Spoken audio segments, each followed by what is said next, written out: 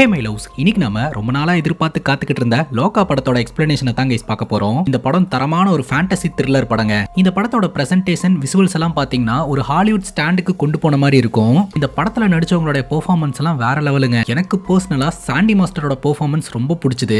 என்னமா நடிக்கிறாருங்க அவரு. Back to back அவருக்கு எஃபிஷியன்டான ஸ்கிரிப்ட் எடுத்து நல்லாவே பெர்ஃபார்ம் பண்றாருங்க. கிஷ்கிந்தாபுரத்திலேயே அவருடைய பெர்ஃபார்மன்ஸ் நம்ம பார்த்திருப்போம். வேற லெவல்ல பின்னி இருப்பாரு. அதே மாதிரி தாங்க இந்த படத்துலயும் ஒரு தரமான வில்லனிசம் கேரக்டர் பிரிச்சு மேஞ்சிருப்பாப்ல மனுஷன். இந்த படத்தோட ஒன்லைனர் என்னன்னா, ஒரு அழகான நகரங்க. அந்த நகரத்துல அடுத்தடுத்து ஆளுங்கெல்லாம் மர்மமான முறையில காணாம போயிட்டே இருக்காங்க. இதுக்கு பின்னாடி ஆர்கன் மாஃபியா இருக்கிறதா எல்லாரும் நினைக்கிறாங்க. இந்த நிலையில இந்த சிட்டிக்கு சந்திரா அப்படின்ற ஒரு பெண் வரா. பெண்ணோட நடவடிக்கைகள் எல்லாமே மர்மமா இருந்துட்டு இருக்குங்க. ஆப்போசிட் பில்டிங்ல இருக்கிற சன்னின்ற பையன் அழகுல மயங்கி ஆரம்ப காலகட்டத்துல சைட் அடிச்சுக்கிட்டு இருப்பான். போக போக உண்மையிலேயே இவ பெண் தானா இல்ல பேயா அப்படின்ற ஒரு சந்தேகம் வருது. யார் அந்த பெண், அந்த பெண் எங்கிருந்து வந்தா, அவளோட நடவடிக்கைகள்ல இருக்கக்கூடிய மர்மம் என்ன அப்படின்றது தான் மொத்த படமே. ரொம்ப இன்ட்ரெஸ்டிங்கா இருக்கும். இந்த வீடியோவை ஸ்கிப் பண்ணாம பாருங்க. நீங்க பார்த்துட்டு இருக்கிறது சரண் என்டர்டைன்மெண்ட். நான் தான் சரண். வாங்க வீடியோக்குள்ள போலாம். படத்தோட ஸ்டார்டிங் சீன்ல ஒரு பெரு நகரத்தை காட்டுறாங்க. அந்த நகரம் முழுக்க குண்டு மலை பொழிஞ்சுகிட்டு இருக்கு. அந்த நகரமே பத்தி எரிஞ்சுகிட்டு இருக்குதுங்க. ஒரு ஊருக்குள்ள வார் நடந்தா எப்படி இருக்கும் அந்த மாதிரி மொத்த நகரமும் செதஞ்சு கிடக்குது. கட்டட இடிபாடுகளுக்கு நடுவுல இருக்கக்கூடிய ஒரு பில்டிங்கை காட்டுறாங்க. அந்த பில்டிங்ல ஒரு டேபிளுக்கு பின்னாடி நம்ம ஹீரோயின் ஒளிஞ்சுகிட்டு இருக்காங்க. நம்ம ஹீரோயினை கொலை செய்யறதுக்கு யாரோ ஒருத்தங்க துரத்திக்கிட்டு இருக்காங்க அப்படின்றது நமக்கு தெளிவா தெரியுதுங்க. உடனடியா நம்ம ஹீரோயின் அங்க இருக்கிற டெலிபோனை பயன்படுத்தி பிரகாஷ் அப்படின்றவருக்கு கான்டாக்ட் பண்றாங்க. பிரகாஷ் கேக்குறாரு, நீ அந்த பொருளை எடுத்துட்டியா அப்படின்ட்டு. சந்திராவும் அந்த பொருளை எடுத்துட்டேன் அப்படின்னு சொல்றா. இஸ்தரோட ஆளுங்க உன்னை தேடிக்கிட்டு இருக்காங்க, நீ மாட்டிக்காத, அந்த இடத்துல இருந்து தப்பிச்சிரு. மூத்தவனுக்கு என்னைக்குமே நீ பொண்ணுதான், உடனே கிளம்பி வா அப்படின்னு சொல்ல, அந்த பில்டிங்குள்ள ஒரு பெண் சந்திராவை போட்டு தள்ளுறதுக்காக கையில கன்னோட உள்ள நுழைறா. சந்திரா அங்க கிடக்கக்கூடிய சரக்கு பாட்டில கவனிக்கிறாங்க. அதை தூக்கி வீச சந்திராவை கொலை செய்யறதுக்காக உள்ள நுழைஞ்ச பெண் அந்த சரக்கு பாட்டில பார்த்து ஷூட் பண்ண ஆரம்பிக்கிறா. அந்த சரக்கு பாட்டில் உடஞ்சு எல்லாமே கீழே சிந்திருதுங்க. சந்திரா ஒரு லைட்டரை பத்த வச்சு தூக்கி வீசுறா பாருங்க. அந்த சரக்குல பட்ட உடனே கூப்புன்னு தீ பத்திக்குது. இந்த கேப்பை பயன்படுத்தி சந்திரா அந்த இடத்துல இருந்து தப்பிச்சு ஓடுறா. அங்க கட் பண்ணா ரயில்வே ஸ்டேஷனை காட்டுறாங்க. ட்ரெயின் வழியா சந்திரா கர்நாடகா வந்து சேர்றா. சந்திராவை உடனடியா வர சொன்ன பிரகாஷ் ரயில்வே ஸ்டேஷன்ல காத்துக்கிட்டு இருக்காருங்க. சந்திரா வந்தோடனே கேக்குறா, என்ன எதுக்காக அர்ஜென்ட்டா இந்த இடத்துக்கு வர சொன்னீங்க, இங்க ஏதாவது பிரச்சனையா அப்படின்னு கேட்க, உனக்கு கொஞ்ச நாள் இங்க இருக்க வைக்க சொல்லி ஆர்டர் கொடுத்திருக்காங்க, மத்தபடி எனக்கு எதுவும் தெரியாது, பெரியவர் கிட்ட தான் கேட்டு தெரிஞ்சுக்கணும் அப்படின்னு பிரகாஷ் சொல்றாருங்க. இப்ப காருக்குள்ள டிரைவரா ஒருத்தர் உட்கார்ந்துகிட்டு இருக்காரு. இவன் யாரு அப்படின்னு சந்திரா கேட்க, பிரகாஷ் சொல்றாரு இவன் லோக்கல் தான் அப்படின்னு சொல்ல, இவனை நம்பலாமா அப்படின்னு கேட்க, இவனுக்கு தம்பி மாதிரி வா போலாம் அப்படின்னு சொல்லிட்டு இவங்க கார்ல டிராவல் பண்றாங்க. நேரா ஒரு வயசானவரை மீட் பண்றதுக்காக போறாங்க. அந்த வயசானவர் சந்திராவை பார்த்து, நீ இன்னும் சாகலையா, உயிரோட தான் இருக்கியா, எந்த மாற்றமே இல்லாம நீ அப்படியே இருக்க அப்படின்னு சொல்ல, இந்த வயசானவரை பார்த்து சந்திரா சொல்றாங்க, உங்களுக்கு வயசாயிடுச்சு அப்படின்ட்டு. அந்த டேபிள்ல இருக்கக்கூடிய புக்கை சந்திரா கவனிக்கிறா. அந்த வயசானவர் சொல்றாரு, இந்த புக்கு உனக்காக தான் வாங்கி வச்சிருக்கேன் அப்படின்ட்டு. பிரகாஷ் சொல்றாரு, இது மாதிரி புக்ஸ் பாக்குறது ஒன்னும் புதுசு இல்லையே, இந்த மாதிரி நீ நிறைய புக்ஸ் படிச்சிருப்பியே அப்படின்னு சொல்ல, சந்திரா அந்த புக்கோட ஆத்தரை பார்த்துட்டு, ஜோசப் டாமினிக், இவர் யாரு அப்படின்னு கேட்க, இது வெறும் பென் நேம் தான், ஒரிஜினல் நேம் கிடையாது. நாம இது வரைக்கும் படிச்ச புக்ல இருந்து இந்த புக்கு கொஞ்சம் மாறுபட்டு இருக்கு, அதிகப்படியான டீடைல் இருக்கு, குறிப்பா நம்மளோட ஐதீக மாலையோட டீடைல்ஸ் நிறையவே இருக்கு அப்படின்னு இந்த வயசானவர் சொல்றாருங்க. இப்ப நம்ம சந்திராவோட நேம்ல அந்த வயசானவர் எவிடன்ஸ் எல்லாமே கிரியேட் பண்றாருங்க. கொஞ்சம் பணத்தையும் சந்திரா கிட்ட கொடுத்து, அடுத்த முறை நீங்க வரும்போது நான் இங்க இருக்கிறதுக்கு வாய்ப்பு இல்ல, ஆனா என் பையன் இருப்பான், அவனுக்கு உதவி செய்வான் அப்படின்னு அந்த வயசானவர் சொல்றாருங்க. பேசிக்கா அடுத்த முறை சந்திரா இந்த இடத்துக்கு வரும்போது வயதின் காரணமா அவர் இறந்துருவாரு அப்படின்றத தான் சிம்பாலிக்கா சொல்றாரு. சந்திராவும் அவரை ஒரு முறை ஹக் பண்ணிட்டு அந்த இடத்துல இருந்து கிளம்புறா. இப்ப சந்திராவை ஒரு ஏரியால கொண்டு போய் டிராப் பண்ணிடுறாங்க. அங்க சந்திராக்கு ஒரு வீடியும் அரேஞ்ச் பண்ணி கொடுத்துட்டாங்க. அந்த வீட்டுக்குள்ள நுழையிற சந்திரா பாத்தீங்கன்னா அந்த வீட்டை அவளுக்கு ஏத்த மாதிரி மாத்திரா. அங்க இருக்கக்கூடிய பொட்டியில நிறைய பொருட்கள் இருக்குதுங்க. எல்லாமே பழங்காலத்து பொருட்களா இருக்கிறத நம்ம கிட்ட காட்டுறாங்க. அங்க இருக்கிற விண்டோ கிட்ட வந்து நிக்கும் போது ஆப்போசிட் அபார்ட்மெண்ட்ல இந்த விண்டோக்கு நேரா ஒரு வீடு இருக்குதுங்க. அந்த வீட்டுல சன்னியும் சன்னியோட ஃப்ரெண்ட்ஸும் இருக்காங்க. எல்லாரும் படிக்கிற பசங்க. சன்னி பாத்தீங்கன்னா முறையா சந்திராவை பாக்குறான். பார்த்தோன்னே புடிச்சு போகுதுங்க. சந்திராவை பார்த்து சன்னி ஸ்மைல் பண்றான். ஆனா பட்டுன்னு சந்திரா அங்க இருக்க விண்டோ கர்ட்டனை இழுத்து விட்டுறாங்க. இப்ப சன்னியோட வீட்டுல சன்னி, நாஞ்சில், வேணு இவங்க 3 பேர் இருக்கிறானுங்க. அது போக நிறைய ஃப்ரெண்ட்ஸ் பாத்தீங்கன்னா பார்ட்டி பண்றதுக்காகலாம் அடிக்கடி இவங்க வீட்டுக்கு வந்துட்டு போவாங்க. கரெக்டா காலிங் பெல் அடிக்கிற சத்தம் கேக்குதுங்க. யாருன்னு ஓபன் பண்ணா அனு அப்படின்ற பொண்ணும் அந்த பொண்ணோட பாய் ஃப்ரெண்டும் வந்திருக்காங்க.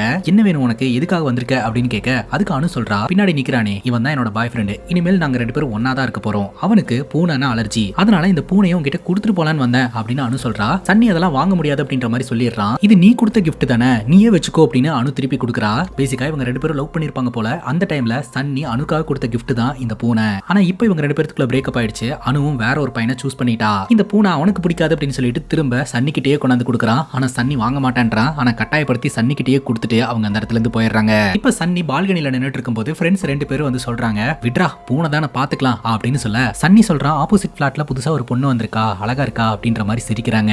எப்போதுமே இவனுங்க 3 பேருமே ஒன்னாதாங்க சுத்திக்கிட்டு இருப்பானுங்க. வெளியில போறானுங்க, சரக்கு அடிக்கிறானுங்க. பார்க்கெல்லாம் போகும்போது அங்க அனு தன்னோட பாய் ஃப்ரெண்டோட வந்திருப்பா. அதை பார்க்கும்போது சன்னிக்கு ஒரு மாதிரி கஷ்டமா இருக்குங்க. ஃப்ரெண்ட்ஸ் 2 பேர் தான் சமாதானப்படுத்தி வைப்பானுங்க. சந்திரா வேலைக்கு போலான்னு முடிவெடுக்கிறா. அந்த வகையில பக்கத்துல இருக்க இருக்கக்கூடிய ஒரு காஃபி ஷாப்புக்கு இன்டர்வியூ அட்டெண்ட் பண்றதுக்காக போறா. அந்த இன்டர்வியூல செலக்ட் ஆகி வேலையிலும் ஜாயின் பண்றாங்க.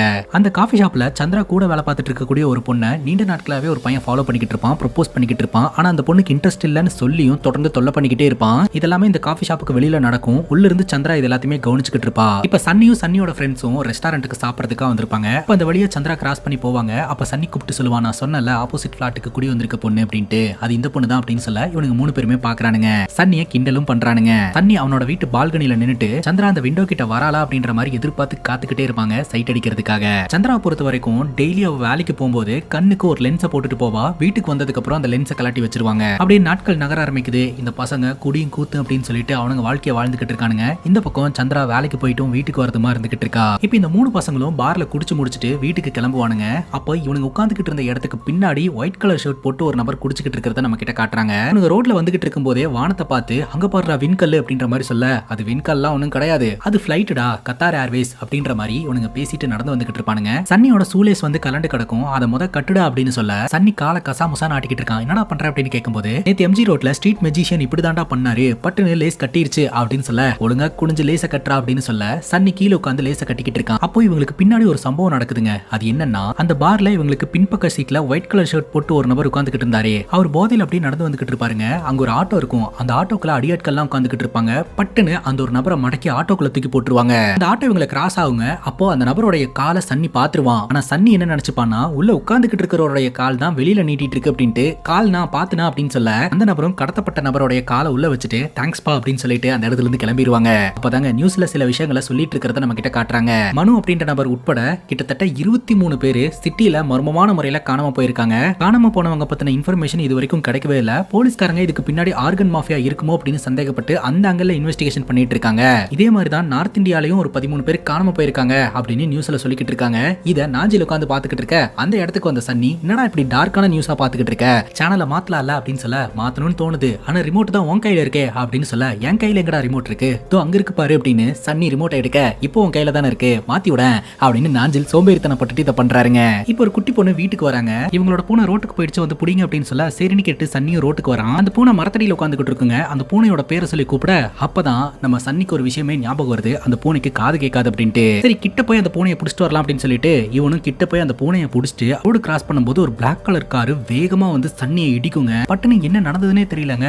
சன்னி அங்க இருக்கிற மரத்தடியில கீழே விழுந்து கிடப்பான். அவனுக்கு கொஞ்சம் கூட அடிபட்டு இருக்காது. அந்த கார் வந்த வேகத்துக்கு சன்னியோட சோலி முடிஞ்சது அப்படின்னு தான் சுத்தி இருக்கிறவங்க எல்லாம் நினைச்சாங்க. ஆனா சன்னிக்கு ஒண்ணுமே இருக்காது. அப்ப சன்னி கண்ணை மூடி யோசனை பண்ணி பாப்பான், நமக்கு என்ன நடந்தது அப்படின்ட்டு. சன்னி ரோடு கிராஸ் ஆகும்போது அந்த பிளாக் கலர் கார் இடிக்கிறதுக்காக வந்திருக்குங்க. அப்ப திடீர்னு ஏதோ ஒரு சக்தி இவனை ஒரு பக்கமா தள்ளி இருக்கும். அந்த சக்தி வேற யாரும் கிடையாது, நம்ம சந்திரா தான். சந்திரா தான் சன்னியை காப்பாத்தினா அப்படின்னு சன்னிக்கு தெரிஞ்சு போச்சுங்க. ஆனா அந்த இடத்துல சந்திரா இல்லங்க. மாடியில நின்னுட்டு நாஞ்சில் குரல் கொடுக்கறான், பூனை வீட்டுக்கே வந்துருச்சு, அங்க என்னடா பண்ணிட்டு இருக்க, வீட்டுக்கு வாடா அப்படின்னு சொல்ல சன்னி எழுந்திருச்சு வீட்டுக்கு போறாங்க. இது எப்படி பாசிபிள், என்ன நடந்தது அப்படின்னு சன்னி திரும்ப திரும்ப யோசனை பண்ணிக்கிட்டு இருக்கான். அங்க கட் பண்ணா இரவு நேரத்துல ஒரு பொண்ணு மட்டும் தனியா ரோட்ல நடந்து வந்துகிட்டு இருக்கா. அந்த பொண்ணோட பாய் ஃப்ரெண்ட் கிட்ட போன்ல பேசிக்கிட்டு இருக்காங்க. அந்த பையனும் கேக்குறான், சாரி தானே கட்டிட்டு வர அப்படின்னு சொல்லிட்டு, நீ சொன்ன மாதிரி தான் நான் வந்துகிட்டு இருக்கேன் அப்படின்னு சொல்ல, வழியில எதுவும் ப்ராப்ளம் இல்ல அப்படிங்கும் போது, எந்த ப்ராப்ளமும் இல்ல நான் வந்துட்டு இருக்கேன் அப்படின்னு சொல்லிட்டு இவ பாட்டுக்கு நடந்து வந்துகிட்டு இருக்கா. பார்த்தா அந்த இடத்துல ஆட்டோ இருக்குதுங்க. அந்த ஆட்டோக்குள்ள சில பேர் உட்காந்துக்கிட்டு இருக்கானுங்க. இந்த பொண்ணை டார்கெட் பண்றாங்க. இந்த பொண்ணு கிட்ட வந்துட்டு மேடம் ஆட்டோ அப்படின்னு சொல்ல, எனக்கு ஒன்றும் வேண்டாங்க அப்படின்னு சொல்லிட்டு இந்த பொண்ணு அவாய்ட் பண்ணிட்டு நடந்து போக ஆரம்பிக்கிறா. ஆனா தொடர்ந்து அந்த ஆட்டோக்காரங்க இந்த பொண்ணை டார்கெட் பண்ணி ஃபாலோ பண்ணிட்டே வந்துட்டு இருக்காங்க. ஒரு கட்டத்துக்கு மேல இந்த பொண்ணு நின்றா. இன்னொன்னு பார்த்தா அந்த இடத்துல போலீஸ் ஜீப் இருக்குங்க. சோ ஆட்டோக்காரங்களும் அமைதியா நின்றாங்க. அந்த போலீஸ் ஜீப்ல இருந்து ஒரு போலீஸ் ஆபீசர் இறங்குறாரு. அவருடைய பேரு நாச்சியப்பன், நம்ம சாண்டி மாஸ்டருங்க. இந்த பொண்ணு சொல்றா, அந்த பசங்க என்ன ஹராஸ் பண்றாங்க அப்படின்ட்டு. போலீஸை பார்த்ததும் அவனுங்க அந்த இடத்துல இருந்து கிளம்பிடுறாங்க. நீ எந்த ஊரு, எங்க போயிட்டு இருக்க அப்படின்னு கேட்க, நான் ஃப்ரெண்டு வீட்டுக்கு போயிட்டு இருக்கேன் அப்படின்னு அந்த பொண்ணு சொல்றா. இந்த ராத்திரியில எங்க போயிட்டு இருக்க அப்படின்னு இந்த நாச்சியப்பன் கேட்க, அந்த இடத்துக்கு ஒரு போலீஸ் வண்டி வருதுங்க.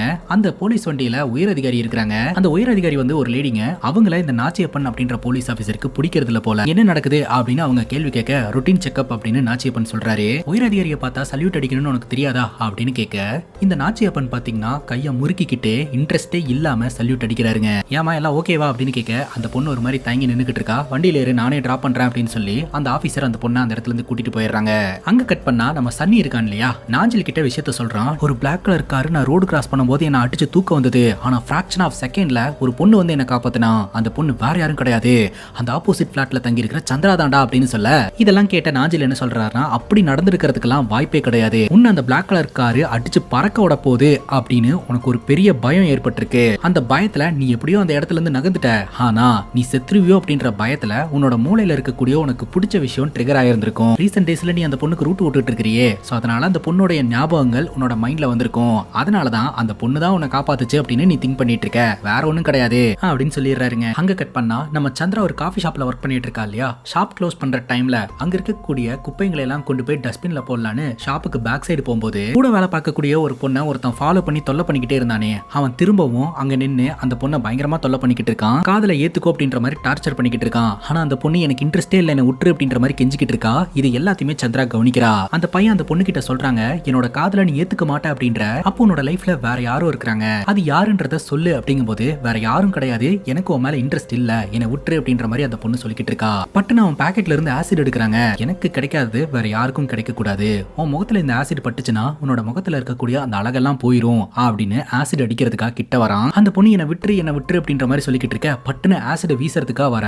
குப்பை போட வந்த சந்திரா பாத்தீங்கன்னா பட்டுன்னு அவனோட கையை பிடிச்சி செவுத்துலயே அடிக்கிறாங்க. அந்த ஆசிட் வந்து அவனோட கையில எல்லாம் பட்டு கையெல்லாம் கருக ஆரம்பிக்குது. அதே சமயம் சந்திராவோட கையிலயும் ஆசிட் பட்டு கையில ஒரு மிகப்பெரிய பாதிப்பை உருவாக்குதுங்க. அதுக்கப்புறம் அவனை தூக்கி போட்டு சாத்துன்னு சாத்திடுறான் இந்த சந்திரா. அவன் மிரண்டு போயிடுறான், யார் இவ, எங்கிருந்து வந்தா, இப்படி போட்டு அடிக்கிறாளே, அவளை திருப்பி கூட நம்மளால அடிக்க முடியலையே அப்படின்ட்டு. அந்த ஆசிட் பட்டு சதஞ்ச நிலையில இருக்கக்கூடிய அவனோட கையை ஒரு திருகி சாரி சொல்லு அப்படின்னு சொல்ல அவன் சாரி சொல்றான். சந்திரா அவனை பிடிச்சி தள்ளி விட்டுட்டு அந்த பொண்ணு கிட்ட நீ எதுவுமே பார்க்கல அப்படின்ற மாதிரி சொல்லிட்டு அவ உள்ள போயிடுறா. அங்க கட் பண்ணா போலீஸ் ஆபீசர் நாச்சியப்பனோட வீட்டை காட்டுறாங்க. நாச்சியப்பனோட அம்மா நீண்ட நாட்களாவே நாச்சியப்பனுக்கு கல்யாணம் பண்ணி வைக்கணும்னு பொண்ணு பாத்துக்கிட்டு இருக்காங்க. ஆனா இவரு அந்த பொண்ணுங்களை எல்லாம் ரிஜெக்ட் பண்ணிக்கிட்டு இருக்காரு.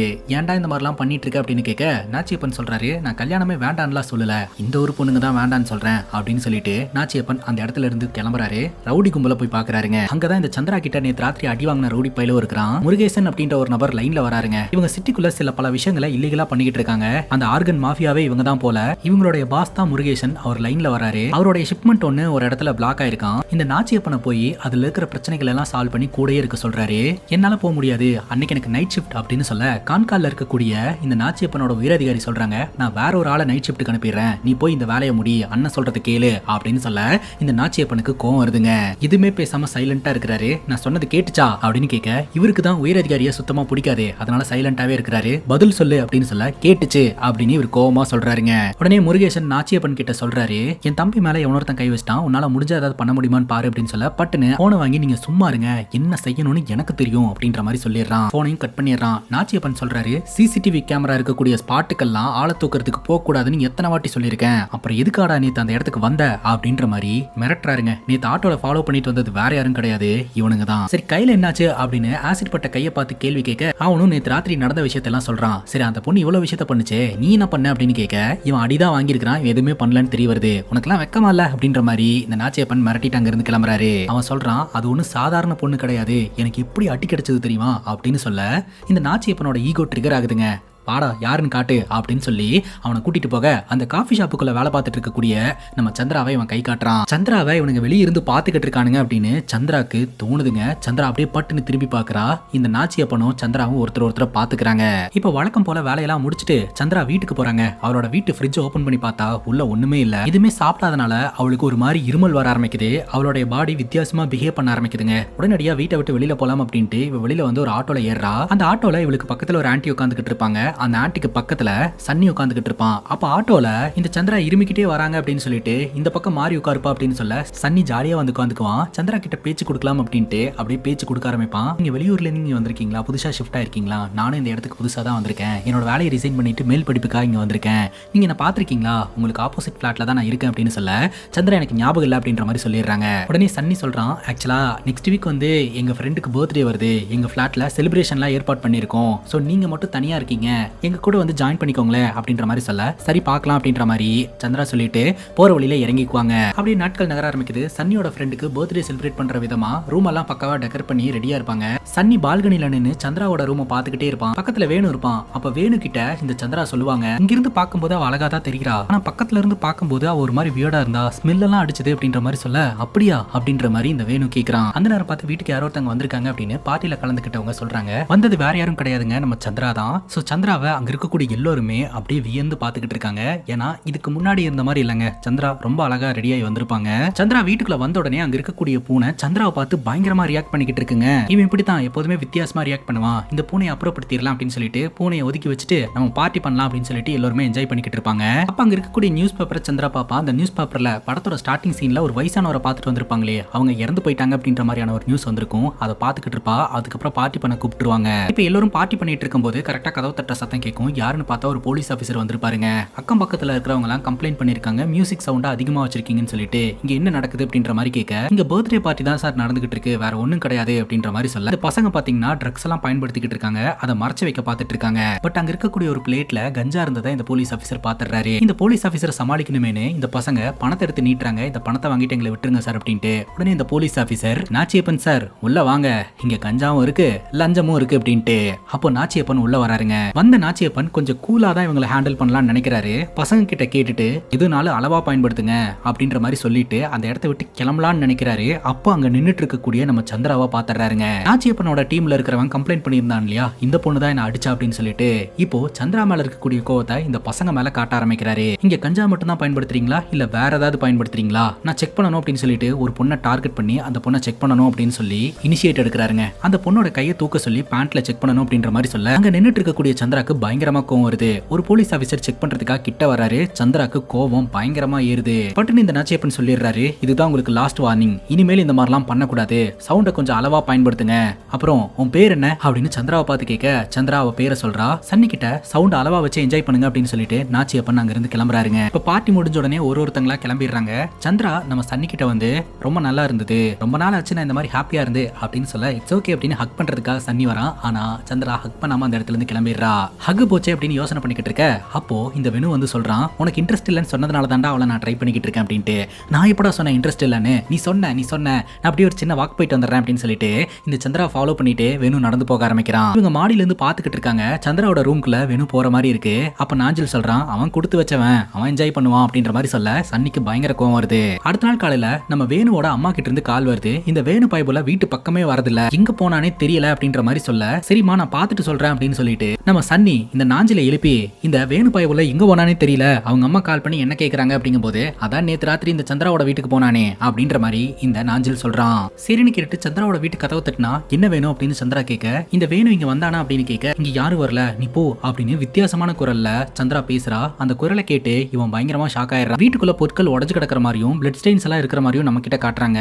சன்னி கொஞ்சம் தூரம் தள்ளி நின்னு பாத்துக்கிட்டு இருப்பான். அப்ப பிரகாஷ் பாத்தீங்கன்னா நம்ம சந்திராவோட ரூம்குள்ள போயிட்டு வரத கவனிப்பான். இப்ப காணாம போன வேணு இருக்கிறான் இல்லையா, வாய்ஸ் மெசேஜ் அமைச்சிருந்திருப்பான், இந்த மாதிரி நான் போதையில ஒரு இடத்துல மட்டையாகி கிடக்கிறேன் வந்து காப்பாத்துங்க அப்படின்ட்டு. எங்கேயோ ஒரு இடத்துல இவன் சேஃபா தான் இருக்கான் அப்படின்றது தெரிய வருதுங்க. இப்ப மாடியில நின்னுட்டு இருக்கும்போது பைக்ல ஒருத்தன் நின்னுக்கிட்டு இருப்பான். அவன் கிட்ட இருந்து சில பொருட்களை அடிக்கடி சந்திரா வாங்கிட்டு போறத சன்னி கவனிச்சிருந்திருப்பான். அந்த பைக்ல நிக்கிறவன உனக்கு தெரியுமாடா அப்படின்னு கேட்க, இந்த நாஞ்சில் சொல்றான், அவன் பேரு குமார், இருக்கிறதுலே குவாலிட்டியான ஸ்டஃப் அவன் கிட்ட மட்டும் தான் கிடைக்கும், அவன் ஜெயிலுக்கு போயிட்டு இப்பதான் ஜெயில இருந்து வெளியில வந்தான் அப்படின்னு சொல்ல, இந்த சன்னி அப்படி யோசனை பண்ணிக்கிட்டு இருக்கான், இவன் கூட இவளுக்கு என்ன கான்டாக்ட் அப்படின்ட்டு. இப்ப சன்னியும் நாஞ்சிலும் டிவி பார்த்துட்டு இருப்பாங்க. வீட்டுக்கு சந்திரா வருவா. உங்ககிட்ட கொஞ்சம் பேசணும் சன்னி அப்படின்னு சன்னியை கூப்பிட்டு, காலையில நான் தூங்கிட்டு இருந்தேன், நீ வீட்டுக்கு வரும்போது தூக்கத்துல யாராவது டிஸ்டர்ப் பண்ணா எனக்கு பயங்கர கோவம் வரும், அதனாலதான் அப்படி ஹாசா பேசிட்டேன் அப்படிங்கும்போது ஒன்னும் ப்ராப்ளம் இல்ல அப்படின்னு சன்னி சொல்லிடுறான். நான் வேணுவை தேடி தான் அங்க வந்தேன் அப்படிங்கும்போது வேணு எல்லாம் அந்த இடத்துக்கு வரவே கிடையாது அப்படின்ற மாதிரி சந்திரா சொல்லிடுறா. இப்ப நாஞ்சில் கிட்ட நம்ம சன்னி போய் சொல்றான், இந்த குமார் வேற அடிக்கடி ஏதோ ஒரு பாக்ஸை கொண்டாந்து கொடுத்துட்டு போயிட்டு இருக்கான், நியூஸ்ல சொன்ன மாதிரி இந்த ஆர்கன் மாஃபியா கும்பல் இவங்களா இருப்பாங்களோ அப்படிங்கும்போது அதுக்கெல்லாம் வாய்ப்பே இல்லடா அப்படின்னு நாஞ்சில் சொல்றான். அதுக்கு இந்த சன்னி சொல்றான், அவ யாரு எங்க இருந்து வந்தான்றது எதுவுமே நமக்கு தெரியாது, ஒன்னு பண்ணலாம், நான் அவளை நைஸா ஃபாலோ பண்றேன், அந்த கேப்ல நீ அவளோட பிளாட்டுக்குள்ள போய் உள்ள என்ன இருக்குன்றத செக் பண்ணிட்டு வந்துரு அப்படின்னு சொல்ல, சரி அப்படின்னு சொல்லிட்டு இப்போ நம்ம சன்னி ஃபாலோ பண்ண ஆரம்பிக்கிறான். இப்போ நாஞ்சில் பிளாட்டை விட்டு வெளியில வரும்போது கரெக்டா இந்த வேணு போலீஸ் வண்டியில வந்து இறங்குறான். எங்கடா போயிருந்த இவ்வளவு நாள் அப்படின்னு கேட்கும்போது, இவன் கஞ்சா வச்சு போலீஸ்ல மாட்டிக்கிட்டான், போலீஸ்காரங்க கூட்டிட்டு போய் ஸ்டேஷன்ல வச்சு ஃபைனை கட்டி அதுக்கப்புறம் கொண்டாந்து விட்டுருக்காங்க. சோ இப்படிதான் இவன் காணாம போயிருக்கான்றது தெரிய வருதுங்க. இப்ப சந்திரா அப்படியே தனியா நடந்து போயிட்டு இருக்கும்போது ஆட்டோல அந்த கும்பல் வெயிட் பண்ணிக்கிட்டு இருப்பாங்க. அப்போ ஒரு இன்ஜெக்ஷனை சந்திரா மேல இன்ஜெக்ட் பண்ணுவாங்க. சந்திரா அந்த இன்ஜெக்ஷன் எடுத்து பாத்துக்கிட்டு இருப்பா. பட்டுன்னு கீழே விழுந்துருவா. அந்த ஆட்டோல இருக்கிறவனுங்க சந்திராவை தூக்கிட்டு போயிடலாம் அப்படின்னு சொல்லிட்டு கடத்துறதுக்கு முயற்சி பண்ணிக்கிட்டு இருப்பானுங்க. இதை தூரத்துல இருந்து பார்த்த சன்னி பயங்கரமா ஓடி வருவான். அவனுங்களை போட்டு பொளக்கலான்னு சந்திரா நினைப்பா. ஆனா அந்த இடத்துக்கு சன்னி வந்ததுனால அவ சைலண்டா இருப்பா. அதுக்கப்புறம் ஆட்டோல சந்திராவை கடத்திட்டு போயிருவாங்க. இது எல்லாத்தையுமே மாடியில நின்னு ஒரு பையன் பாத்துக்கிட்டு இருப்பான். அந்த பையன் கிட்ட போலீஸ்க்கு போன் பண்றா அப்படின்ற மாதிரி சன்னி கத்திக்கிட்டு இருப்பான். அங்க கட் பண்ணா ஒரு சின்ன பொண்ணை நம்ம கிட்ட காட்டுறாங்க. அந்த பொண்ணு தன்னுடைய தாத்தா கிட்ட எனக்கு கதை சொல்லுங்க, கதை சொன்னாதான் தூக்கம் வரும் அப்படின்ற மாதிரி சொல்றா. சரி உனக்கு என்ன கதை வேணும் அப்படின்னு கேட்க, அவங்க அம்மா பாக்குறாங்களான்னு பார்த்துட்டு எனக்கு எக்ஷி கதை வேணும் அப்படின்ற மாதிரி சொல்றா. எக்ஷினா வேம்பயர்னு அர்த்தங்க. இந்த தாத்தாவும் கதை சொல்ல ஆரம்பிக்கிறாருங்க. இப்போ நம்ம வாழ்ந்துட்டு இருக்கக்கூடிய பெருநகரம் முன்ன ஒரு காலத்துல ஒரு காடா இருந்தது. இந்த காட்டையும் இந்த ஏரியாவையும் ஆட்சி செஞ்சுட்டு இருந்தது ஒரு மிகப்பெரிய மன்னன். அந்த மன்னன் ஒரு மிகப்பெரிய காளி பக்தனா இருந்தாரு. அவருடைய அரண்மனைக்கு பக்கத்திலேயே கோவில் இருக்கும். தினமும் காளியை வழிபடுறத இவர் வழக்கமா வச்சிருந்தாரு. இருந்தாரு. இது ராஜாவுடைய கதையா அப்படின்னு பேத்தி கேட்க, நான் சொல்றேன் கதையை கேளு அப்படின்னு சொல்லிட்டு ராஜா இருக்கக்கூடிய இடத்துல இருந்து கொஞ்சம் தூரம் தள்ளி காட்டுக்குள்ள ஒரு சின்ன பொண்ணு தன்னோட குடும்பத்தோட வாழ்ந்துகிட்டு இருந்தா. இந்த ராஜா டெய்லி வந்து காளி கோயில்ல சாமி கும்பிட்டுட்டு போவார் இல்லையா, இத இந்த பொண்ணும் இந்த பொண்ணோட ஃப்ரெண்ட்ஸும் அங்கிருந்து எட்டி பாத்துக்கிட்டு இருப்பாங்க. இந்த ராஜா மட்டும் தினமும் காளி கோயில்ல வந்து வணங்கிட்டு போறாரு, ஆனா நம்மள மட்டும் ஏன் உள்ள அலோ பண்ண மாட்டான்றாங்க அப்படின்ற ஒரு கேள்வி அந்த குழந்தைங்களுக்கு இருந்திருக்கும். அந்த பர்டிகுலர் கோயில்ல ராஜாக்களும் ராஜ வம்சத்தை சார்ந்தவங்களும் அந்த ராஜா கிட்ட வேலை பார்க்கிற சில பேரும் மட்டும்தான் அந்த கோயிலுக்குள்ள அனுமதிக்கப்படுவார்கள். தூரத்துல இருந்தே இதை பாத்துக்கிட்டு இருந்த சின்ன பொண்ணுக்கு அந்த கோயிலுக்கு போகணும்னு ஆசை வந்திருக்கு. பூசாரி அந்த இடத்துல இல்லாத நேரமா பார்த்து இந்த பொண்ணு இந்த பொண்ணோட ஃப்ரெண்ட்ஸும் அந்த கோயிலுக்குள்ள போய் அந்த சாமியை பாத்துக்கிட்டு இருந்திருக்காங்க. அந்த சாமியோட காலடியில ஒரு முத்து இருந்திருக்கும். அந்த முத்தை எடுத்து பாத்துக்கிட்டு இருக்கும்போது கரெக்டா பூசாரி வந்துருவாருங்க. பூசாரிக்கு பயந்து இவங்க பயங்கரமா ஓட ஆரம்பிப்பாங்க, தப்பிக்கவும் செஞ்சிருவாங்க. ஆனா அந்த கோயில இருந்து எடுக்கப்பட்ட முத்து பாத்தீங்கன்னா அந்த சின்ன பொண்ணோட கையில தான் இருக்கும். அந்த பொண்ணு என்ன பண்றானா அவங்களுடைய கோயில்ல இருக்கக்கூடிய சாமி கிட்ட கொண்டு போய் வச்சிருவா. இந்த விஷயம் ராஜாக்கு தெரிஞ்சு போச்சுங்க. அனுமதி இல்லாத இடத்துல அத்துமீறி நுழைஞ்சது மட்டும் இல்லாம அவங்களுக்கு சொந்தமான சாமி கோயில்ல இருந்து ஒரு மணி எடுத்துட்டு போய் அவங்களுடைய கோயில்ல வச்சிருக்காங்க. இதை என்னால ஏத்துக்கவே முடியாது அப்படின்னு சொல்லிட்டு இந்த ராஜா என்ன பண்ணிருக்கிறாருன்னா அந்த இடத்துக்கு போய் அந்த கோயிலையே தீய வச்சு கொளுத்தி இருந்திருக்கிறாரு. அது மட்டும் இல்லாம அந்த குழந்தைங்களையும் அந்த குழந்தைங்களுடைய குடும்பத்தையும் கொல்ல சொல்லி ஆர்டரும் போட்டுட்டாருங்க. ராஜாவோட ஆட்கள் இவங்களை கொன்றுவாங்க அப்படின்னு தெரிஞ்சுக்கிட்டு சின்ன பொண்ணோடைய குடும்பங்கள் இருக்கிறாங்க இல்லையா, அவங்க என்ன பண்றாங்கன்னா ஒரு குகைக்குள்ள போய் ஒளிஞ்சுக்கிறாங்க. அந்த குகைக்குள்ளேயே இன்னும் கொஞ்சம் டீப்பான பாதை ஒண்ணு இருக்குதுங்க. அந்த பாதையில இந்த சின்ன பொண்ணு மட்டும் தனியா போறா. அங்க உடைஞ்சு போன நிலையில ஒரு சிலை இருக்குங்க. அந்த சிலையை தொட்டு பார்த்துக்கிட்டு இருக்கும்போது திடீர்னு அங்க இருக்கக்கூடிய வவ்வால்கள்லாம் ரொம்ப வேகமா பறக்க ஆரம்பிக்கும். அந்த வகையில ஒரு வவ்வால் இந்த பொண்ணோட ஷோல்டர்ல வந்து உட்காந்து கடிச்சிருங்க. இந்த பொண்ணு பயங்கரமா கத்த ஆரம்பிப்பா. அந்த நேரம் பார்த்து இந்த ராஜாவோட ஆட்கள்லாம் வந்து இந்த குடும்பத்தினர்களை டார்கெட் பண்ணி கொலை செய்ய ஆரம்பிப்பாங்க.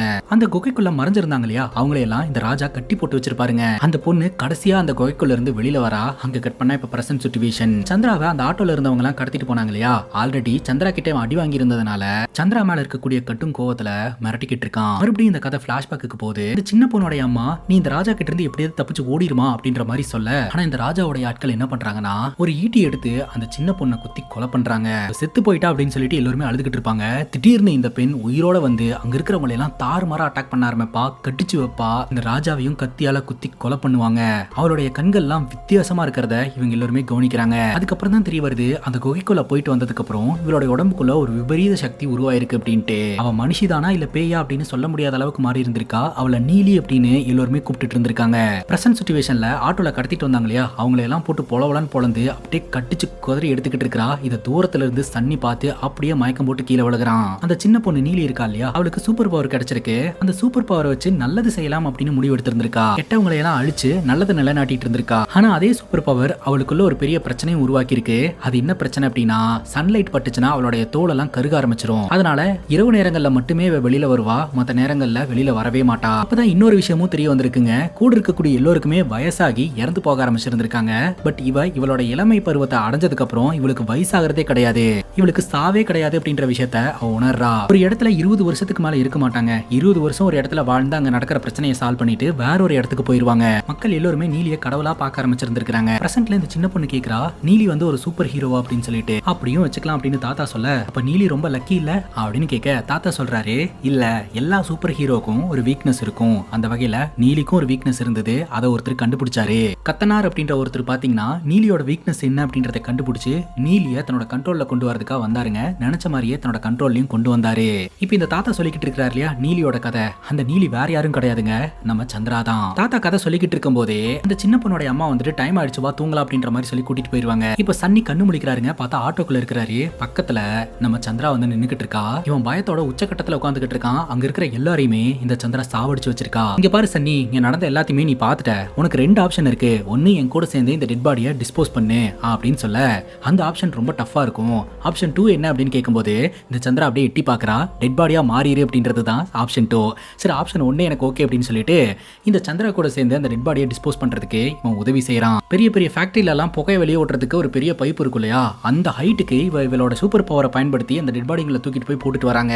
இதெல்லாம் பார்த்து இவன் மிரண்டு போயிடுறான். இங்க நடந்தது எதுவுமே நீ யார்கிட்டயும் ஷேர் பண்ணக்கூடாது அப்படின்னு சந்திரா சன்னி கிட்ட ரொம்ப ஸ்ட்ராங்கா சொல்லிடுவா. இந்த சன்னி கேக்குறான், நீ உண்மையிலேயே மனுஷிதானா இல்ல இங்க நீலி பேய் அப்படின்ற மாதிரிலாம் சொல்லுவாங்க அந்த மாதிரி ஏதாதா அப்படின்னு கேட்க, இவ சொல்லுவா அந்த மாதிரி தான் அப்படின்ட்டு. இவன் கூட இருக்கிறது ஒரு பேய் அப்படின்னு சொல்லிட்டு அப்படியே சன்னி மயக்கம் போட்டு கீழே விழுந்துருவான். இப்ப சன்னி கண்ணு முழிச்சு பார்த்தா சந்திராவோட ரூம்குள்ள தான் படுத்து கிடப்பான். எப்படியாவது இவ கிட்ட இருந்து தப்பிச்சிடணும் அப்படின்னு சொல்லிட்டு வெளியில போலான்னு சைலண்டா வந்து பார்த்தா டோர் லாக்ல இருக்கும். அங்க இருக்கக்கூடிய விண்டோ ஓபன் பண்ணி தன்னோட நண்பனை ஹெல்ப் கூப்பிடலாம்னு சொல்லிட்டு விண்டோல ஒட்டப்பட்டிருக்கிற நியூஸ் பேப்பரை கிழிச்சு தன்னோட நண்பனுக்கு சிக்னல் கொடுக்க நண்பன் பாத்துருவான். ஆனா அவன் என்ன நினைச்சிட்டு இருப்பானா, சந்திரா கூட இவன் ஜாலியா இருந்துட்டு இருக்கான் போல, கேரியான்னு சொல்லிட்டு இருப்பான். நான் ஒரு பிரச்சனையில மாட்டிக்கிட்டு இருக்கேன், நான் வந்து காப்பாத்து அப்படின்னு சொல்லிட்டு இருக்க அந்த சன்லைட் பாத்தீங்கன்னா அந்த நியூஸ் பேப்பர் ஓட்ட வழியா உள்ள வந்து இந்த சந்திரா மேல பட்டு சந்திராவோட ஸ்கின் எல்லாம் பர்ன் ஆக ஆரம்பிக்கும். பட்டு இந்த சந்திரா எழுந்து வந்து அந்த நியூஸ் பேப்பரை ஒட்டி விட்டுருவா. டேமேஜ் ஆன தன்னோட ஸ்கின்னை சரி பண்றதுக்காக ஃப்ரிட்ஜ் ஓபன் பண்ணி உள்ள இருக்கக்கூடிய ரத்தத்தை எடுத்து இவ குடிக்க ஆரம்பிப்பா. அந்த ஃப்ரிட்ஜுக்குள்ள பாக்கெட்டா பிளட் தாங்க இருக்கும். சன்னி இது எல்லாத்தையுமே பாத்துக்கிட்டு இருப்பான். சந்திரா கிட்ட இதுக்கு முன்னாடி நீ எங்க இருந்த அப்படின்னு கேட்கும்போது ஸ்வீடன்ல இருந்த அப்படின்னு சொல்ல, ஸ்வீடன் ஒரு நல்ல இடம் தானே, இங்க எதுக்கா வந்த அப்படின்னு கேட்க, என்னால 20 வருஷத்துக்கு மேல ஒரு இடத்துல இருக்க முடியாது, ஏதாவது பிரச்சனை வந்துரும், நான் அங்க இருந்து கிளம்பிடுவேன் அப்படின்னு சொல்ல, 20 வருஷமா, அப்போ நீ எத்தனை வருஷமா இந்த மாதிரி டிராவல் பண்ணிக்கிட்டு இருக்க, உனக்கு என்னதான் வயசாகுது அப்படின்னு கேட்க, ரொம்ப அதிகமான வயசு தான் எனக்கு அப்படின்னு சந்திரா சொல்றா. பார்த்தா தெரியல அப்படின்ற மாதிரி சன்னி சொல்றான். சரி நான் வீட்டுக்கு போறேன் அப்படின்னு சொல்ல, இப்ப போக முடியாது, நீ எதுக்காக என்ன ஃபாலோ பண்ண அப்படின்னு கேட்க, உன்னை வலுக்க டைமா அவங்க தூக்கிட்டு போறத பார்த்தேன், உன்னை காப்பாத்துறதுக்காக தான் நான் வந்தேன் அப்படின்ற மாதிரி சன்னி சொல்றான். அந்த நேரம் பார்த்து வீட்டுக்கு நம்ம சன்னியோட ஃப்ரெண்டு வந்துட்டாங்க. சன்னிக்கு ஒரு கால் வந்திருக்கு, போன் கொடுக்கணும் அப்படின்னு சொல்ல, சந்திரா நானே கொடுத்துக்கிறேன் அப்படின்னு போனை வாங்க, இல்ல நான் தான் கொடுப்பேன் அப்படின்னு சொல்லிட்டு இவன் வீட்டுக்குள்ள வந்துடுறான். சன்னி போன்ல பேசிக்கிட்டு இருக்கும்போது இவன் சந்திரா கிட்ட சொல்றான், உன் மனசுல என்ன இருக்கு அப்படின்றத டைரக்டா சொல்லிரு, அவன் பிஞ்சு மனசு ரொம்ப கஷ்டமா போயிரும் அப்படின்னு சொல்லிட்டு அங்க இருக்கக்கூடிய புக்கு, அந்த புக்ல இருக்கக்கூடிய போட்டோ எல்லாம் எடுத்து பாத்துக்கிட்டு இருக்க, அதை நீ வெய், அதெல்லாம் எடுக்க கூடாது அப்படின்ற மாதிரி சந்திரா சொல்லிடுறாங்க. சரி போலாம் அப்படின்னு சொல்லிட்டு ஃபர்ஸ்ட் நம்ம சன்னியோட ஃப்ரெண்டு வெளியில வரான். சன்னி ரெண்டாவதா வரும்போது சன்னியோட கைய இந்த சந்திரா புடிச்சுக்கிறாங்க. சன்னி என்ன பண்றானா, அவனோட ஃப்ரெண்டு கையை புடிச்சுக்கிறான். ஏண்டா இன்னும் உங்களுக்குள்ள ரொமான்ஸ் முடியலையாடா, சீக்கிரம் வாடா அப்படின்ற மாதிரி சொல்லிக்கிட்டு இருக்க, சந்திரா உள்ள இருந்து என்ன சொல்லுவானா, அவன்கிட்ட சொன்னதுதான், எதையுமே பார்க்கல, எதையுமே நீ வெளியில சொல்லக்கூடாது, சீக்கிரட்டா மெயின்டைன் பண்ணணும், நான் உன்னை நம்புறேன் அப்படின்ற மாதிரி சொல்ல, சரின்னு கேட்டு சன்னி அந்த இடத்துல இருந்து வெளியில வந்துடுறான். வீட்டுக்கு வந்த சன்னி ஃப்ரெஷ் அப் ஆயிட்டு தன்னுடைய நண்பன் கிட்ட நேத்து ராத்திரி என்ன நடந்ததோ அதை எல்லாத்தையுமே எக்ஸ்பிளைன் பண்ணிடுறான். ஒண்ணு விடாம, என்னடா உளறிக்கிட்டு இருக்க அப்படின்ற மாதிரி சொல்ல, ஆமாண்டா இதுதான்டா நடந்தது, எனக்கு ரொம்ப பயமா இருக்குடா அப்படின்ற மாதிரி அவன் பதறான். சரி இதைத்தான் சீக்கிரட்டா மெயின்டைன் பண்ண சொல்லி இருக்கிறாளே, அப்படி இருக்கும்போது எதுக்குடா எல்லாத்தையும் என்கிட்ட வந்து சொல்லிக்கிட்டு இருக்க அப்படிங்கும் போது, எனக்கு தான் சீக்கிரட்டை மெயின்டைன் பண்றதுக்கே வராதே, அதனாலதான் எல்லாத்தையும் உங்ககிட்ட சொல்லிட்டேன் அப்படின்ற மாதிரி சன்னி சொல்றான். பேசிக்கிட்டு இருக்கும்போதே ரூமுக்குள்ள இந்த சந்திரா வந்துடுறா. இவன் பயந்து பயங்கரமா ஓட ஆரம்பிக்கிறான். அப்படி ஓடும்போது இந்த சந்திரா பயங்கரமா துரத்துற மாதிரியும் அங்க இருக்கக்கூடிய ஒரு பிச்சைக்காரர் பயங்கரமா மிரட்டுற மாதிரியும் இவன் பட்டுன்னு கனவு கண்டு கனவுல இருந்து கண்ணு முழிக்கிறான். என்னடா ஆச்சு அப்படின்னு ஃப்ரெண்டு கேட்க, ஒண்ணுலடா அப்படின்னு சொல்லிட்டு இவன் படுத்துக்கிறான். அங்க கட் பண்ணா நாச்சியப்பன் பாத்தீங்கன்னா அந்த ஆட்டோ இருந்த இடத்துல இன்வெஸ்டிகேஷன் நடத்திக்கிட்டு இருக்காருங்க. காணாம போனது எல்லாமே இந்த நாச்சியப்பனோட ஆட்கள் தான். பட் ஒரு போலீஸ் ஆபீசரா அங்க இன்வெஸ்டிகேஷன் நடத்திக்கிட்டு இருக்காரு. காணாம போனவங்களுடைய பாடிஸ் கிடைக்கல, அதனால அவங்க செத்துட்டாங்களா உயிரோட இருக்கிறாங்களானே தெரியல. அந்த ஆட்டோவை ஆய்வு செய்யும் போது இந்த சந்திராவோட உடம்புல குத்தின இன்ஜெக்ஷனும், அதே சமயம் சந்திரா பயன்படுத்தக்கூடிய அந்த கான்டாக்ட் லென்ஸ், அந்த லென்ஸ் இருக்கு இல்லையா, அதுவும் அங்க கிடக்குங்க. அத இந்த நாச்சியப்பன் நோட் பண்ணிடுவாரு. இப்ப சந்திரா சன்னி கிட்ட, நீ என் கூட வா, கொஞ்சம் வெளியில போகணும் அப்படின்னு சொல்லி கூட்டிட்டு போறாங்க. இந்த சன்னியோட ஹார்ட் பீட் பாத்தீங்கன்னா ரொம்ப வேகமா துடிக்குது இந்த சந்திரா கிட்ட இருக்கும்போது. சந்திரானால அதை உணர முடியுது. சந்திரா சொல்றா, என்ன பார்த்து பயப்பட தேவையில்ல, உன்னை கொல்லணும்னு நினைச்சிருந்தா எப்பவோ போட்டு தள்ளி இருப்பேன், நான் உன்னை நம்புறேன், அதனாலதான் உன்னை உயிரோட வச்சிருக்கேன், நீ என்ன நம்பலாம் அப்படின்னு சொல்ல, அப்பதான் சன்னிக்கு அந்த ஹார்ட் பீட் ஸ்லோவே ஆகுது. ஒரு இடத்துல பழங்காலத்து சிலை இருக்குதுங்க, அதை பார்த்துட்டே இந்த சந்திரா கிராஸ் ஆகிறா. அந்த சாமி சிலைய நம்ம சன்னியும் பார்த்துட்டு கிராஸ் ஆகிறான். அந்த சாமி சிலை அந்த காலத்துல இருந்த சாமி சிலை அப்படின்றது நமக்கு தெரிய வருதுங்க. அந்த கதையில பார்த்தமே இவங்க ரெண்டு பேரும் குமார பாக்குறதுக்காக தான் வந்திருக்காங்க. இனிமேல் கெஃபேக்கெல்லாம் கால் பண்ணாத, எனக்கு ஏதாவது தேவைன்னா நானே உன்னை கான்டாக்ட் பண்றேன் அப்படின்ற மாதிரி சொல்லிடுறாங்க. அந்த நேரம் பார்த்து சன்னி போன் எடுத்து ஹவு டு கில் யாக்சி அப்படின்ற மாதிரி கூகுள்ல சர்ச் பண்ணிக்கிட்டு இருப்பான். வெளியில வந்த சந்திரா உன் போனை கூட லொகேஷன் ஒன்னு பார்க்கணும் அப்படின்னு சொல்லிட்டு கூகுள் சர்ச்சை பாத்துறாங்க. அப்படியே முறைச்சிட்டு, சரி உன்னோட பிளட் குரூப் என்னன்னு கேட்க, ஓ நெகட்டிவ் அப்படின்னு அவன் சொல்றான். நீ என்ன பிளட் எல்லாம் குடிப்ப அப்படின்னு கேட்க, எனக்கு ஓ நெகட்டிவ்னா ரொம்ப பிடிக்கும், அதுதான் கொஞ்சம் டேஸ்டாவும் இருக்கும், பியூராவும் இருக்கும், பட் ரேரஸ்ட் பிளட் குரூப் அப்படின்னு சொல்ல, இந்த சன்னி அப்படியே பக்குன்னு ஆகிறான். சந்திராவை கடத்திட்டு போகும்போது சன்னி மேல நின்னுட்டு இருந்த ஒரு பையன் கிட்ட போலீஸ்க்கு போன் பண்ணுன்னு சொல்லி இருந்திருப்பான் இல்லையா, அந்த பையன் இப்ப நாச்சியப்பனோட கண்ட்ரோல்ல இருக்கான். உன்னை போலீஸ்க்கு போன் பண்ண சொன்ன பையன் எங்க இருக்கான், இங்க எங்காவது இருக்கானா, எனக்கு அடையாளம் காட்டு அப்படின்னு சொல்ல, மார்க்கெட்ல பாத்தீங்கன்னா சன்னி உட்காந்துக்கிட்டு இருப்பான். சன்னிய கை காட்ட, இந்த பையன் பார்ட்டியில மாட்டின பையன் தானே அப்படின்னு நாச்சியப்பனுக்கு தெரிய வருதுங்க. அந்த இடத்துல சந்திரா இருக்கிறத பார்த்துட்டு அந்த பையன் சொல்றான், இந்த பொண்ணை தான் ஆட்டோல தூக்கிட்டு போனாங்க அப்படின்னு சொல்ல, அப்ப நாச்சியப்பனுக்கு இன்னும் தெரிய வருது, சோ இந்த பொண்ணு தான் நம்ம ஆளுங்களை ஏதோ ஒன்று பண்ணிருக்கா, இவதான் ஏதாவது பண்ணிருக்காளா அப்படின்றதையும் அதிகாரப்பூர்வமா கண்டுபிடிக்கணும் அப்படின்னு முடிவெடுக்கிறாரு. இப்ப சன்னி சந்திராவோட வீட்டுல தாங்க இருக்கிறான். சந்திரா கிட்ட, உன் வீட்டுல பிளட்டை தவிர குடிக்கிறதுக்கு வேற ஏதாவது இருக்கா அப்படின்னு கேட்கும்போது, வேற எதுவுமே இருக்காது, நம்ம வெளியில போலாம் அப்படின்னு சொல்லிட்டு சன்னியும் சந்திராவும் வீட்டை விட்டு வெளியில வராங்க. இத நாச்சியப்பன் ஒளிஞ்சிருந்து பாத்துக்கிட்டு இருக்காருங்க. சந்திரா வீட்டை விட்டு வெளியில போயிட்டான்னு தெரிஞ்சுக்கிட்டு சந்திராவோட வீட்டுக்குள்ள நாச்சியப்பன் நுழைறாரு. அந்த வீட்டை ஆய்வு செய்யறாரு. பாத்ரூம்குள்ள பாத்தீங்கன்னா அவளுடைய கான்டாக்ட் லென்ஸ் இருக்குது. கிரைம் சீன்ல கிடைச்ச அந்த லென்ஸையும் இந்த லென்ஸையும் செக் பண்ணி பார்க்கும்போது, சோ இவ தான் கிரைம் சீன்ல இருந்திருக்கா, இவ தான் இவங்க ஆளுங்களை ஏதோ பண்ணிருக்கா அப்படின்னு நாச்சியப்பனுக்கு தெரிய வருது. அதே சமயம் ஃப்ரிட்ஜுக்குள்ள பாக்கெட்டா ஏகப்பட்ட பிளட்ஸ் இருக்கிறதையும் இந்த நாச்சியப்பன் கவனிக்கிறாரு. அங்க கட் பண்ணா நம்ம சன்னியும் சந்திராவும் நடந்து வந்துகிட்டு இருந்தாங்க. இப்ப சன்னி சந்திரா கிட்ட கேட்பான், ஆக்சுவலா உன்னை பத்தின கதையை நான் படிச்சிருக்கேன், யாரோ கத்தினார் அப்படின்னு சொல்லிட்டு உன்னை கண்ட்ரோல்ல எடுத்துக்கிட்டு உன்னை கொன்னுட்டாருன்னு கேள்விப்பட்டேன், நீ எப்படி இப்பவும் உயிரோட இருக்க அப்படின்னு கேட்க, அப்ப இந்த சந்திரா சொல்றா, அந்த கத்தனார் அப்படின்றவரு வெளியுலகத்துக்கு தெரியற மாதிரி நம்ம சந்திராவை கண்ட்ரோல்ல கொண்டு வந்துட்டு சந்திராவை காப்பாத்தி உன்ன மாதிரி ஒருத்தி உயிரோட இருக்கிறது தான் கரெக்ட். உனக்கு கிடைச்ச மாதிரியே நிறைய பேருக்கு இந்த பவர் கிடைச்சிருக்கு. சில பேர் அதை நல்லதுக்காகவும் பயன்படுத்திக்கிறாங்க, சில பேர் கெட்டதுக்காகவும் பயன்படுத்திக்கிறாங்க. கெட்டதை அழிக்கணும் அப்படின்னா நல்லது இருந்தே ஆகணும். அதனால நான் உன்னை கொல்ல போறது கிடையாது. நான் நினைச்சா உன்னோட வீக்னஸை பயன்படுத்தி ஈஸியா என்னோட கண்ட்ரோல்ல வச்சுக்க முடியும். பட் நான் என் கண்ட்ரோல்ல வச்சுக்க மாட்டேன். நீ போய் நல்லது செய் அப்படின்ற மாதிரி சொல்லி இருந்திருப்பாருங்க. வெளி உலகத்துக்கு இந்த நீலின்றவ இறந்துட்டதா கணக்கு காமிச்சிட்டு அவளை உயிரோடயே வச்சிருந்திருப்பாருங்க அந்த கத்தனார் அப்படின்றவரு. இந்த கதையெல்லாம் கேட்ட சன்னி சொல்றாரு, நான் இவ்வளவு நாள் இது எல்லாமே மித்து கட்டுக்கதைன்னு தான் நினைச்சுக்கிட்டு இருந்தேன் அப்படின்ட்டு. சந்திரா சொல்றா, நீ கட்டுக்கதைன்னு எதெல்லாம் நினைக்கிறியோ அதெல்லாம் உண்மைதான் அப்படின்ட்டு. இப்ப வெளியில போன சந்திரா பாத்தீங்கன்னா வீட்டுக்கு வந்துடுறா.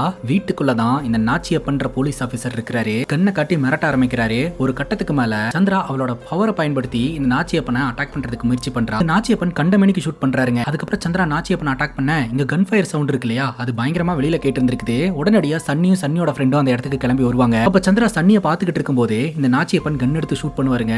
அந்த புல்லட் பாத்தீங்கன்னா இந்த சன்னியோட வயித்து பக்கத்துல பட்டு அப்படியே சன்னி கீழே விழுவான். இந்த நாச்சியப்பன் வந்து இங்க இருக்கிறது சேஃப் கிடையாது அப்படின்னு சொல்லிட்டு ஜன்னல் வழியா கீழே குதிச்சு தப்பிச்சு ஓடிடுவாரு. சன்னி எப்படியாவது காப்பாத்தணும் அப்படின்னு சொல்லிட்டு எல்லாரோட கவனமும் சன்னி மேல திரும்பும். இப்ப சன்னிய ஒரு அபடனான இடத்துக்கு இந்த சந்திரா சன்னியோட நண்பர்களோட உதவியோட கூட்டிட்டு வருவா. அந்த இடமும் பாத்தீங்கன்னா முன்னொரு காலத்துல ஒரு ஹாஸ்பிட்டலா தாங்க இருந்திருக்கு. இப்ப எரிஞ்சு போய் செதஞ்ச நிலையில இருந்துட்டு இருக்கு. அப்பதான் இந்த வேணு வந்து வீடியோ காட்டுவா. நம்ம ஹாஸ்பிட்டலுக்கு போக முடியாது, ஏன்னா சன்னியோட போட்டோவையும் சந்திராவோட போட்டோவையும் டிவி சேனல்ல போட்டு இவங்க ரெண்டு பேரும் டெரரிஸ்டுங்க அப்படின்ற மாதிரி டெலிகாஸ்ட் பண்ணிட்டு இருக்காங்க. சோ எங்க போனாலும் நம்மள பிடிக்கிறதுக்கு தான் பாப்பாங்க, நம்ம ஒரு பெரிய பிரச்சனையில மாட்டிக்கிட்டு இருக்கோம் அப்படின்னு சொல்லிட்டு சன்னியோட ஃப்ரெண்ட்ஸ் சொல்லிக்கிட்டு இருக்காங்க. இந்த வேணு இருக்கிறான் இல்லையா, மெடிக்கல் ஸ்டூடெண்ட் தான். அவன் கிட்ட நீ ட்ரீட்மெண்ட் பாரு அப்படின்னு சொல்ல, நானே ஃபெயில் ஆன ஒரு ஸ்டூடெண்ட்டா, நான் எப்படிடா ட்ரீட்மெண்ட் பாப்பேன், எனக்கு அதெல்லாம் வராது அப்படின்ற மாதிரி இந்த வேணு சொல்லிக்கிட்டு இருக்கான். சரி நான் சொல்ற மாதிரி பண்ணுங்க அப்படின்ற மாதிரி இந்த சந்திரா சொல்ல, நீ சொல்ற பேச்செல்லாம் கேட்க முடியாது அப்படின்ற மாதிரி இவங்களுக்குள்ள சண்டை வருதுங்க. அந்த சண்டையில சந்திரா பாத்தீங்கன்னா சன்னியோட ஃப்ரெண்ட் கழுத்தை பிடிச்சு ஒரு தூக்குவா பாருங்க. இன்னொரு ஃப்ரெண்டு அவனை விடு அப்படின்னு சொல்ல, இவ அப்படியே பல்லெல்லாம் காட்டுவா பாருங்க, ஒரு வேம்பயர் பல்லு மாதிரி இருக்கும். படத்தோட ஸ்டார்டிங் சீன்ல பிரகாஷ் அப்படின்னு ஒருத்தர் பார்த்தலையா, அவரு நம்ம சந்திராக்கு ஃபோன் பண்ணி நீ எங்க இருக்க அப்படின்னு கேட்க, மைக்கிலோட அவனான கிளினிக்ல இருக்கிறேன் அப்படிங்கும் போது, நீ எதுக்காக அந்த இடத்துக்கு போன, மைக்ல எதுக்கு தேவையில்லாம இதுக்குள்ள இழுத்து விடுற, அவனே புத்தி கட்டவன் தெரியாத அவனுக்கு, ஜானியோட இடத்துக்கு போயிருக்கலாம் இல்லையா, ஜானி எல்லாத்தையுமே பாத்துருப்பானே அப்படின்ற மாதிரி பிரகாஷ் சொல்லிக்கிட்டு இருக்காருங்க. உடனே நீ கிளம்பி வா அப்படின்னு சொல்ல, என்னால இந்த பசங்களை இப்படியே விட்டுட்டு வர முடியாது அப்படின்ற மாதிரி இவ சொல்றா. மூத்தோன் சொல்றாரு, நீ உடனே வரணும்னு, இங்க இதை விட பிரச்சனை போயிட்டு இருக்கு, நீ வா அப்படின்ற மாதிரி கூப்பிட்டு இருக்காங்க. இப்ப சந்திராவோட போட்டோவையும் சன்னியோட போட்டோவையும் நியூஸ்ல டெலிகாஸ்ட் பண்ணிட்டு இருக்காங்க இல்லையா, வேற இடங்கள்ல இருந்து நிறைய பேரு இவங்களை கவனிக்கிற மாதிரி நம்ம கிட்ட காட்டுறாங்க. அவங்கள யாரு என்னன்னு தெரியல. அதுல முக்கியமான ஒரு ஆள் தான் மைக்கேல். கொஞ்ச நேரத்துக்கு முன்னாடி பிரகாஷ் இந்த பேரை சொல்லி இருந்தார் இல்லையா, மைக்கேலுக்கும் சூப்பர் பவர் இருக்கு அப்படின்றத நம்ம கிட்ட காமிச்சிடுறாங்க. இப்ப கவர்மெண்ட் வந்து சந்திராவை பிடிக்கிறதுக்காக ஒரு ஸ்பெஷல் ஃபோர்ஸ் ஒன்று உருவாக்குறாங்க, கருடா ஃபோர்ஸ் அப்படின்னு சொல்லிட்டு. அதாவது நம்ம சந்திரா வந்து ஒரு டெரரிஸ்ட் அப்படின்னு சொல்லிட்டு போலீஸ்காரங்க சந்திராவை அரெஸ்ட் பண்றதுக்கான ஏற்பாடு பண்றாங்க. இன்னொரு பக்கம் சந்திரா கிட்ட அடி வாங்கி மாடியில இருந்து கீழே விழுந்த நம்ம நாச்சியப்பன் போலீஸ் ஆஃபீஸர் இருக்கிறார் இல்லையா, ஹாஸ்பிட்டல் உட்காந்துக்கிட்டு இருப்பாரு. நாச்சியப்பனுக்கு பக்கத்துல உட்காந்துக்கிட்டு இருக்கிற அவங்க அம்மாவோட பிளட் வந்து அப்படியே ஃப்ளோ ஆயிட்டு இருக்கிற சத்தம் எல்லாம் ரொம்ப டீடைல்டா கேட்க ஆரம்பிக்குதுங்க. ஏன் இவருக்கு இந்த மாதிரிலாம் நடக்குதுன்னு ஒண்ணுமே தெரியல. இப்ப ஹாஸ்பிட்டலுக்கு உயர் அதிகாரி வராங்க. நாச்சியப்பனை பலார்னு ஒரு அரை விட்டு, எல்லா பிரச்சனையும் உன்னாலதான், இப்ப அவங்க ரெண்டு பேரும் தப்பிச்சு போயிட்டாங்க, சுந்தரன்ற பையன் உயிரோட இருக்கானா இல்லையா அப்படின்னு கேட்க, நீ போய் கஜேந்திரன் சொல்லு, நான் உங்களை சும்மாவே விட மாட்டேன், நான் தூக்கியே தீருவேன்னு அப்படின்னு இந்த நாச்சியப்பன் சொல்றாருங்க. தப்பிச்சு போனவங்க மீடியா கிட்ட போனாங்கன்னா அவ்வளவுதான், நம்ம மாட்டிப்போம், நம்ம கதையே முடிஞ்சிரும் அப்படின்ற மாதிரி உயர் அதிகாரி மிரட்டிட்டு போறாங்க. இப்ப ஹாஸ்பிட்டல்ல ஒரு ட்ரீட்மெண்ட் எடுத்துக்கிட்டு இருப்பாரு இல்லையா, பக்கத்துல இருக்கக்கூடிய பேஷண்டோட உடம்புல ஃப்ளோ ஆகிற பிளட் சவுண்ட் எல்லாம் இவருக்கு பயங்கரமா கேக்குங்க. ஏன் நமக்கு இந்த மாதிரி நடக்குது அப்படின்னா அவரோட உள்ளுணர்வு கேட்டுட்டே இருக்கும். கொஞ்ச நேரத்துக்கு முன்னாடி ஒரு தாத்தாவை பார்த்து இல்லையா கதை சொல்லிக்கிட்டு இருந்தாரு, அவர் டாக்டர் அப்படின்னு சொல்லிட்டு இந்த நாச்சியப்பனை பாக்குறதுக்காக வராரு. உடம்பையெல்லாம் செக் பண்ணிட்டு அவனை கடிச்சிருக்காளா, உடம்புல பாய்சன் எல்லாம் பரவ ஆரம்பிக்கதாட்டு இருக்குது, உடனடியா ட்ரீட்மெண்ட் பண்ணி இதை சரி பண்ணணும் அப்படின்ற மாதிரி சொல்லிக்கிட்டு இருக்காருங்க. அந்த வயசானவர், நான் உங்க ரத்தத்தை கொஞ்சம் சாம்பிளுக்கு எடுத்துக்கிறேன் அப்படின்ற மாதிரி சொல்லிட்டு அவர் அங்கிருந்து கிளம்புறாரு. ஆக்சுவலா இந்த வயசானவர் வேற யாரும் கிடையாதுங்க. படத்தோட ஸ்டார்டிங் சீன்ல ஒரு புக்கை பத்தி நம்ம சந்திரா கேள்வி கேட்கும்போது இந்த புக்கை எழுதுனது ஜோசப் டாமினிக்னு சொல்லி இருந்திருப்பாங்க. அது வெறும் பென் நேம்னு தான் சொல்லி இருந்திருப்பாங்க, ரியல் நேம் வேறையா இருக்கும்.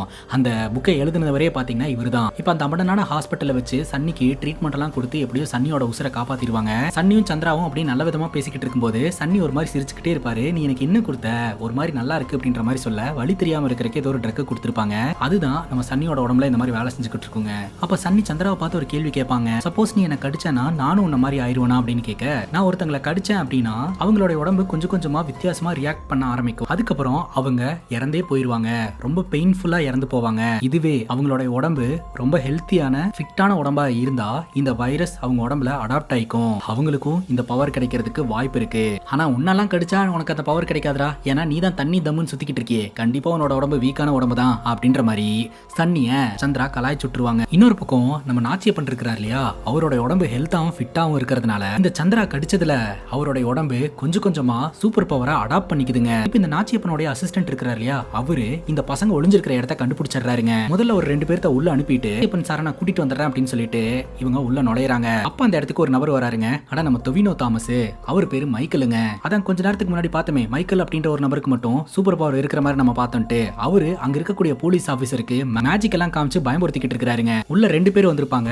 ஒருத்தரை அப்படியே மிரருக்குள்ள லாக் பண்ண மாதிரி ஒருத்தரை லாக் பண்ணி விட்டுருவாருங்க. இன்னொருத்தர் கன்னை வச்சு சுத்திக்கிட்டு இருப்பாரு. அவர்கிட்ட போய் கன்னை பிடிங்கிட்டு இவர் வாட்டர் கன்னை வச்செல்லாம் பயமுறுத்திக்கிட்டு இருப்பாரு. ஆக்சுவலா அந்த இடத்துல இருந்த சந்திராவை உள்ள வரும்போதே ஷூட் பண்ணிருப்பாங்க. சந்திராவும் கீழே விழுந்து கிடப்பா. இப்ப அந்த இடத்துக்கு வந்த மைக்கேல் இருக்கிறார் இல்லையா, அவரு நம்ம சந்திராவை சரி பண்ணி உயிரோட வர வைப்பாருங்க. அவரு சந்திராவை நீலின்ற பேரை சொல்லி தான் கூப்பிட்டு இருப்பாரு. சந்திராக்கு தான் சாவே கிடையாது. இந்த சூப்பர் பவர் இருக்கக்கூடிய ஆட்களுக்கு 2 வீக்னஸ் தாங்க. ஒன்னு ஹார்ட், இன்னொன்னு சூரிய வெளிச்சம். இவங்க கதையை முடிக்கணும்னு நினைச்சா டைரக்டா ஹார்ட்ல அட்டாக் பண்ணா போதும், இறந்தே போயிருவாங்க. இப்ப 2 போலீஸ்காரங்களும் உள்ள அடிப்பட்ட நிலைமையில இருப்பாங்க. நாச்சியப்பன் உள்ள வராரு. இவங்க தப்பிச்சு போயிட்டாங்க அப்படின்ற மாதிரி சொல்ல, நாச்சியப்பன் ஏதோ ஒரு விஷயத்தை பண்ணிட்டு அவரும் அங்க இருந்து போறாருங்க. கொஞ்ச நேரத்திலேயே அந்த இடத்துக்கு உயர் அதிகாரி வராங்க. பார்த்தா அந்த 2 போலீஸ் ஆபீசரும் அவங்க செத்து கிடப்பாங்க. இந்த 2 போலீஸ் ஆபீசரையும் அவங்க கொலை செஞ்சிருக்க மாட்டாங்க, நாச்சியப்பன் தான் கொலை பண்ணிருப்பாரு. கொலை செஞ்சதோட மட்டும் இல்லாம ரத்தத்தை குடிச்சிருப்பாருங்க. ரத்தத்தை குடிக்கிறதுக்காக தான் கொலையை செஞ்சிருக்காரு. இப்ப சந்திரா, சன்னியோட ஃப்ரெண்ட்ஸ் எல்லாருமே சேஃபா ஒரு இடத்துக்கு போயிருவாங்க. பிரகாஷ் வந்து கால் பண்றாரு. ஜானின்றவன் உங்களுக்கு உதவி செய்வான் அப்படின்ற மாதிரி சொல்ல ஜானியோட இடத்துக்கு போறாங்க. இந்த ஜானி யாரு அப்படின்னு பாத்தீங்கன்னா, அந்த காலத்துல சந்திராவை தன்னோட கண்ட்ரோல்ல கொண்டு வந்து நீ வெளியில சுதந்திரமா போ அப்படின்னு சொல்லி விட்டார் இல்லையா, அவரோட வம்சாவளியில இருந்து வந்தவர். இப்ப சன்னி சந்திரா கிட்ட சொல்றாருங்க, ஆக்சுவலா அந்த நாச்சியப்பன் வந்து நீ கடிச்சதுனால அவனுக்கு சூப்பர் பவர் கிடைச்சிருச்சு இல்லையா, உனக்கு எப்படி சன்லைட்னா பிரச்சனையோ அதே மாதிரி தான் அவனுக்கும் பிரச்சனையா இருக்கும் அப்படின்னு சொல்ல, இவன் புதுசா உருவாயிருக்கிறவன் சில வருஷங்களுக்கு சன்லைட்னால எந்த பிரச்சனையுமே இருக்காது, போக போக தான் சன்லைட்னால பிரச்சனை வர ஆரம்பிக்கும் அப்படின்ற மாதிரி சந்திரா சொல்றா. நாச்சியப்பன் ஆல்ரெடி ரொம்ப ஃபிட்டான ஒரு ஆளு, போலீஸ் ஆபீசரா இருந்தவர். சோ அவரோட உடம்புக்குள்ள இந்த சூப்பர் பவர் போயிருக்கும் போது அவர் எதிர்த்து நிக்கிறது கொஞ்சம் டஃப்பான வேலை தான் அப்படின்றது தெரிய வருது. இப்ப மைக்கேல் சந்திராக்கு ஒன்னு உடனே நியூஸை பார்த்துட்டு இந்த இடத்துக்கு வந்தாரு. எல்லாத்தையுமே காப்பாத்தி கொடுத்துட்டு அவரும் அந்த இடத்துல இருந்து கிளம்பிடுறாருங்க. இங்க கட் பண்ணா நாச்சியப்பனோட வீட்டை காட்டுறாங்க. நாச்சியப்பன் இருக்கிறாரு இல்லையா, தனக்குள்ள இருக்கக்கூடிய சூப்பர் பவரை கம்ப்ளீட்டா உணர்றாரு. இதனால இந்த சூப்பர் பவர் வச்சு ஒரு பயத்தை உருவாக்க முடியும், ஒரு சாம்ராஜ்யத்தையே உருவாக்க முடியும் அப்படின்றத தெரிஞ்சுக்கிறாரு. தன்னுடைய அம்மா கிட்ட போய் சொல்றாருங்க, இனிமேல் நான் தான் கடவுள், நான் கடவுள் அப்படின்னா நீ கடவுளுடைய அம்மா, நம்ம ஒரு மிகப்பெரிய சாம்ராஜ்யத்தை உருவாக்க போறோம். அப்பா அடிக்கடி சொல்லுவார் இல்லையா, பயம்தான் ஒருத்தனுக்கு மரியாதையை கொடுக்கும்ட்டு.